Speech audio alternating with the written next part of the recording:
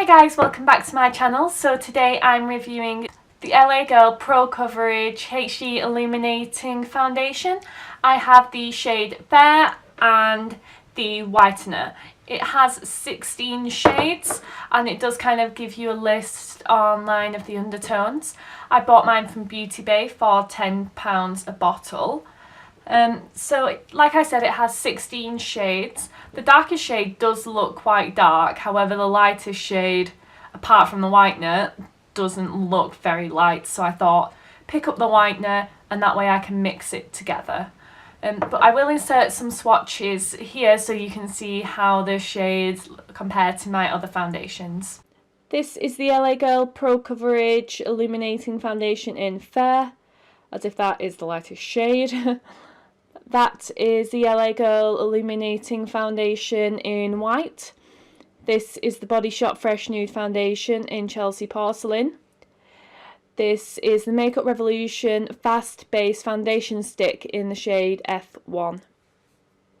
Although 16 shades isn't the widest shade range, because you have that lightener and the darkest foundation does go quite dark by the looks of it, I think the idea is you should be able to pick up a couple of bottles and mix and match to create your perfect shade. So like I said, it's £10 a bottle. It is less than 1 fluid ounce. It's 0.95 fluid ounces. However, it is £10. It's very reasonably priced. It's only just under a fluid ounce, so there's nothing really to complain about there for me. It claims to be a lightweight, full coverage foundation, ideal for creating a flawless finish. This is what the website says. It says that it's weightless, hydrating, and glides onto the skin, imparting gentle hydration and incredible coverage so you can create radiant camera-ready finishes whilst caring for your skin. So I had a look at the ingredients. I don't see any hyaluronic acid. I do see glycerin though, so hopefully that's going to do my skin some good. But on the bottle it says medium to full coverage rather than just full coverage, so I think perhaps it's supposed to be buildable. It does say smooth, long wearing, flawless looking finish, so long wearing is what I'm hoping it does achieve. If you're new here, please subscribe to my channel and press that notification bell so that you're notified every time I upload. If you like this video or generally like my foundation reviews, then give this video a thumbs up so that I know you enjoy it. So if you want to see what I think of this foundation and how it wears throughout the day, then keep watching. Morning guys, so as you know we're testing the LA Girl Pro Coverage HD Illuminating Foundation. So like I said in the intro, I have the lightest shade Fair, which looks pretty dark to me. It's supposed to be kind of for fair with warm undertones. And I also have the whitener. I'm just thinking I may need to add this to lighten it a bit, but at least because it's the same formula, it shouldn't change how the foundation wears. It has a pump, which is good.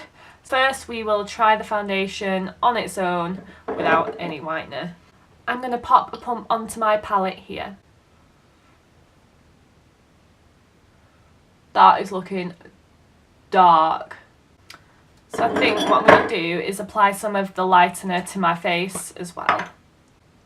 So this is the straight up white foundation. So as usual, I'm going to do one side of my face with my e.l.f. Ultimate Blending Brush and the other with my Real Techniques sponge. So by mixing that white foundation in, it does look better. It looks a bit more my kind of shade. So even with half and half about in terms of the white foundation and the fair, it still looks too dark for me. So I think I may apply a little bit more of the white over top, because it looks like it says about medium coverage. I can still see a bit of my skin coming through, but most of my blemishes are kind of covered, but my freckles here are still a little bit visible. So I think if I add a little bit more of the white on top, it may lighten it.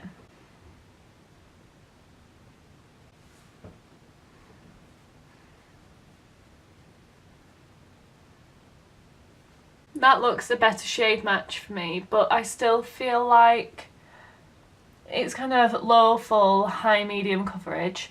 I can see a little bit of my skin coming through, The finish is definitely still illuminating. I think it's correct when it says an illuminating finish. This isn't matte at all. And I really like the finish actually. I think you have to mix in quite a lot of the lightener to get to the correct shade if you're my kind of skin tone. But I do like the finish. It's really nice and natural and skin looking still.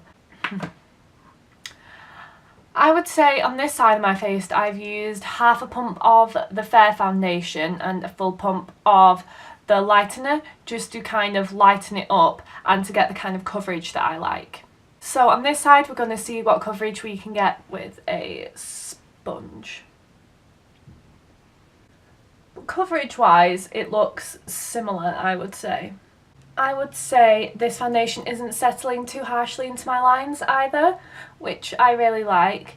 So when I raise my eyebrows, there is some slight lines, but nothing heavy like I've seen with other foundations. It looks really, really beautiful and flawless in person. I'd say high, medium, low, full coverage. You do have to use quite a lot of foundation, I would say, to get to this coverage. For full face and blending a bit down the neck, I'd say 2 pumps of the white and a pump of the Fair. But I think it's really pretty and I don't think I mind either side. I think they're both the same kind of coverage. I think they both have a really nice finish. I don't see many brush strokes. I think you could use either or. Perhaps a little bit better coverage with a sponge, but that's if I'm being nitpicky. You would have to get the lightener if you're very pale. I think the Fair on its own is very dark. But it's only 16 shades and that's probably why. The darkest shade though does look to go very dark, which is promising. So with the lightener it would mean that you would be able to find your shade, which I think is good because you would then still have the same formula. You wouldn't be diluting the formula of your favourite foundation if this is a foundation you would enjoy. Although it then does bring the price of the foundation up somewhat from £10 for a bottle of foundation to £20 just to get the shade that you would like. It's not clinging on to any of my dry patches, and I do have some quite severe dryness going on around my eyes at the moment, but it still looks really flawless around there. I'm going to go pop the rest of my makeup on and I'll be right back. So I finished my makeup a short while back. I finished my makeup about 1:30, so I'm going to call that the check-in time even though it's like 2 o'clock now. I really like it. I had to set my cheeks with my Coty Spun powder because it didn't dry down completely. It does look really nice and illuminating still and I really like it. I still really like it. I love the finish. It's a really nice satin finish. And it just looks so even and all of my makeup looks really beautiful on top of it and I'm really happy. So I'm really hoping that it stays like this throughout the day. So on the rest of my face I used the Makeup Revolution Concealer and Define Concealer. I used my Coty Spun powder to set my cheeks here and my eyes. I used this shade from the Makeup Revolution blush palette. I used the e.l.f. eyebrow kit for my contour. I bronzed my forehead with the Rimmel Natural Bronzer in Sun Bronze. I used the NYX Suede Matte Lip Liner in Alabama.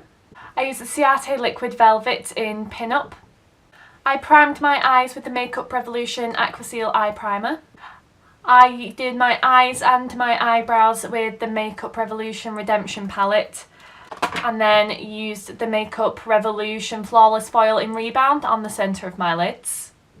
In my inner corner and as a highlighter I used the Makeup Revolution Skin Kiss highlighter in Ice Kiss.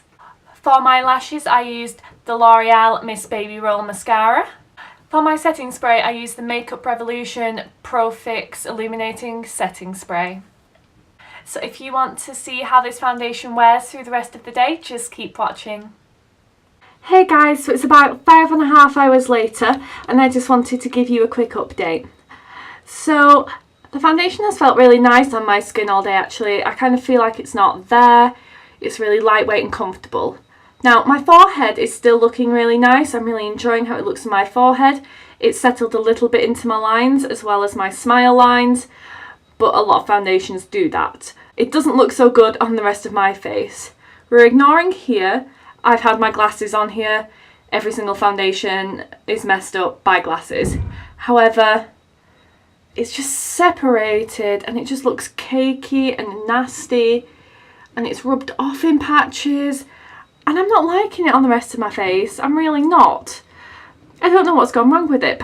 Perhaps it needs a different powder or mixing in with another foundation. We'll see how it wears through the rest of the day. I mean, what I'm loving is it's not showing any dry patches. This needs mixing in with something else because I love that it's not showing my dry patches. It is the beauty of this foundation, and if I can get it to work with another foundation, I totally will. However, we'll see how it wears through the rest of the day and see what shows up then. Hey guys, so the foundation's been on now for about 8 hours, and I don't really think it's changed since the 4 or 5 hour mark. My forehead still looks really nice, so I'm really happy about that. But the rest of my face just looks cakey. There's no product left on it, it's not held up well, no highlighter, no blush, no nothing. Like I said, I love how it looks on my forehead, and that's normally the first place to break down. So I think I'd mix this in with something else, try it again, maybe not layer it as much, maybe leave it at medium coverage, and that way it's less likely to be cakey. So if you like this review, then subscribe to my channel. If you turn on the notification bell, you'll be notified every time I upload. If you enjoyed this video, give it a thumbs up. I will see you guys in my next video.